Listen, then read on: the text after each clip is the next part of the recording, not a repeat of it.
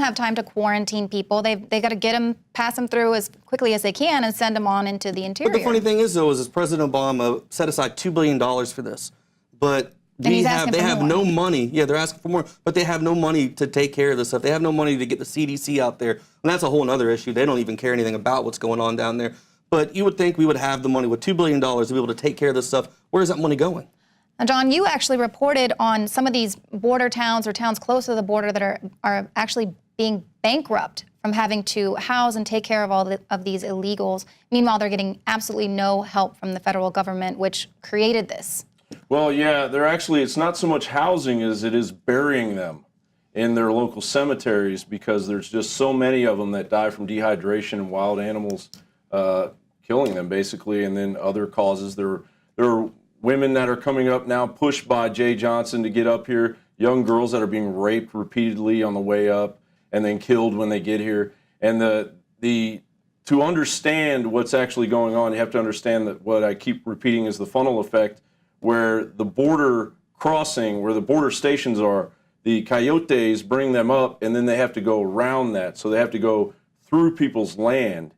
And it just all depends on how hospitable that land is. That landowner, right. Right. So as far as these towns, Falfurrias, we spoke with the county judge, and he reported that the year before they spent $800,000 just dealing with all the things they deal with the illegals. But you go to that town and it's completely broke. I mean, Detroit's bad, but Falfurrias is pretty bad too.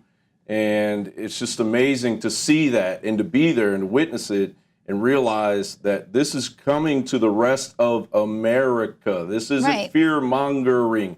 This is about being smart and realizing that this is coming. Right. And we all have to get together. We have to do something now, because this is a hyper activity that the administration is pushing as soon as they can. Well, let's watch a clip from that report. It was the loss of oil and gas revenue, compounded by the amount that we spend. And that figure is dealing with autopsies, it's dealing with wear and tear of the vehicles, the sheriff's department, the JPs, the magistrates, the death certificates, all the paperwork that's entailed, getting out to these areas that are very, very remote. I personally have been taken to pronounce a body when the sheriff officer with me says, oh, there went the transmission. And we had to call a record to come get us. Thank God for Border Patrol. They were able to take us to where the immigrant was. And a lot of these immigrants are dying of dehydration. Is that the main cause? We refer to them as the elements. You know, it's compounded by the 100+ weather degrees out there, rattlesnake bites. And a lot of them we order autopsies because we don't know what was the cause of death. We now do autopsies on everybody and DNA on everybody. All these expenses, you know, we don't budget for. And we've had to, and the law says we have to pay for them. And have you asked for grants from the federal government? We have gotten nothing from the federal government. Governor Perry's office last year stepped up to the plate, and they helped us with $150,000 to the sheriff. We were in Austin, Texas this week, and they're going to help us with another $150,000. That's to defray a lot of the costs that the sheriff department has. There was a boom time with the gas and oil and the creameries. In 2007, when I took office, our taxable value was $1,093 million. Last year was $541 million. We've lost more than 60% of our oil and gas. So that makes, you know, and we live by oil and gas. In 1959, we were the only one in South Texas that had an all-concrete stadium. We had 4 dealerships and we had a hospital. Are you aware of the administration of Obama, how they're professing to the Central American countries that if you come across the border and proclaim that you're a dreamer, especially these younger kids that are coming across, that you will receive amnesty? I think that you can't make the rules just to apply them. If you're going to be fair, let's be fair to everybody. You know, if you're going to allow people to come in, you should have standards. You should have a program in play that would allow them to enter the country legally, not illegally. Wow, John, so it looks like we are seeing the typical Cloward-Piven strategy collapsing America under the weight of a welfare state. There you can get more people on welfare, you can shore up the Democratic voter base, and then you can create sort of a national solution to Yeah, this Hunger Games society. Well, yeah, the national solution, according to Cloward and Piven, is a guaranteed annual income. So their strategy was based off of the 1965 Watts riots, and they saw the tension that was created by that in the country, so they realized the only way to get the poor what they want, which is basically, i.e. socialism, because socialism works great until they run out of your money, right? Is to scare the pants off of the entire country and our culture and bring us into, through fear, bring a welfare state that the rest of us can agree upon. Well, that's never going to happen because this is a capitalist society. There are people that live on all levels of wealth and poverty, and that's the American way. Their guaranteed income is never going to work, and it's actually a strategy that has a lot of liberal leanings that we are now dealing with. Right. And once again, how are we going to pay for all of this? We have elected officials that aren't even allowed to enter these facilities. We have a representative in Oklahoma. He was told that he needed to make an appointment for 3 weeks away if he wanted to get inside the facility. It was Jim Bridenstine, Republican out of Oklahoma. And he's basically wants to know, what are they trying to hide? Is there some child trafficking, human trafficking going on? At least they're getting denied as well, too. I don't feel so bad. Right, but these are people that are supposed to be, looking out for us and saying what's going on inside of this federal facility. Yeah, well. And Jakari, I mean, you actually witnessed firsthand where our taxpayer dollars are going. Yeah, it was very surprising to me. We went to McAllen, Texas, and we talked to the emergency manager. And we were having a conversation. He says, yeah, they're paying for their bus tickets. I said, who's paying for their bus tickets? He was like, the Border Patrol. I was like, really? This is some very interesting information you're giving me here. Right. Because you think about an agency who is supposed to be housing these people, prior to their court dates. But what they're doing is they say, hey, here's your order to appear in court, and here's your bus ticket to anywhere in the continental United States. So which is to say, if these guys go all the way up to Maine, or if these guys go all the way up to Washington State, do you really expect them to drive all the way to South Texas just to get deported? Of course they don't. Absolutely, and that's a problem we've always had. And now the Border Patrol is strained as it is. I mean, yeah, right. They're going to get lost in the court system. Well, that's what they do, though. Half of them don't even show up to their court dates at all whatsoever. Exactly. It's actually 90%. And Jakari, you were actually able to speak to some of these representatives before all of the people at the border facilities were given the directive to keep their mouths shut. We have the medical staff being told, keep your mouth shut or you're going to be arrested. John, don't you think that the taxpayers deserve to know the dangers that we're risking here? There's all kinds of contagious diseases floating around these border facilities. Well, I hope everybody's paying attention because the folks that I spoke with, Dr. Mike Vickers and his wife Linda Vickers, who also operate a volunteer organization that deals with illegals coming onto their land. He's also a veterinarian and very knowledgeable about all of the diseases in that area that they've dealt with over the decades. Well, let's watch that report. Well, these people are bringing tens of thousands of larvae on their clothing into Texas whenever they go down to the riverbank and brush up against that Carrizo cane. And all the property they go through, these larvae are dropped off.